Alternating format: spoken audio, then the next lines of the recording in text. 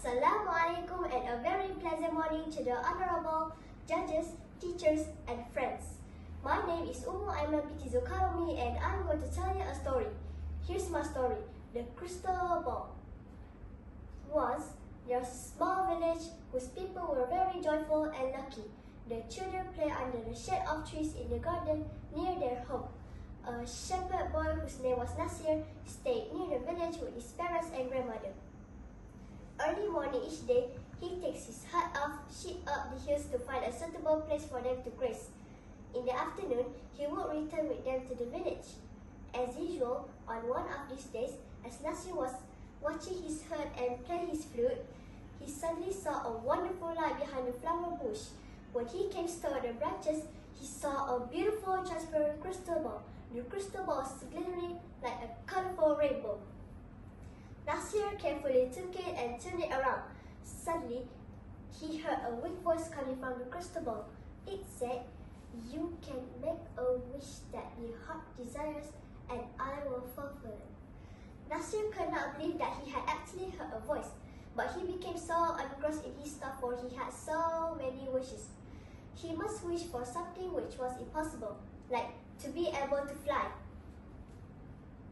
He said to himself, "If I wait until tomorrow, I'll remember many things." He put the crystal ball in a bag, gathered a herd, and happily returned home. He decided not to tell anyone about the crystal ball. The next day, Nasir could not decide what to wish for because he had everything he needed. The days passed as usual, and Nasir appeared to be very cheerful. People around him were amazed to see his cheerful disposition. One day, a boy followed Nasir and his herd and hid behind a tree. As usual, Nasir sat under a tree and took out the crystal ball. The boy was surprised and waited for the moment when Nasir would go to sleep. Then he took the crystal ball out and ran away. The boy called on the people in the village and showed them the crystal ball. The villagers took the crystal ball in their hand and turned it around. Suddenly, they heard a voice from inside the crystal ball, which says, "I can fulfill your wish." A man took the ball and screamed, "I want a bag full of gold." Another man took the ball and said loudly, "I want 2 chests full of diamonds." Some of them wished that they would have their own palace instead of their old houses. Some also wished for bags full of gold, but nobody asked for gardens in their palace. All their wishes were fulfilled, but still the villagers were not happy. They were jealous of one another and they were not speaking to each other. There were no gardens in the village where the children could play. Most of the children were unhappy and uncomfortable except for Nasir and his family. They were happy and pleased. Every morning and afternoon, Nasir would play the flute.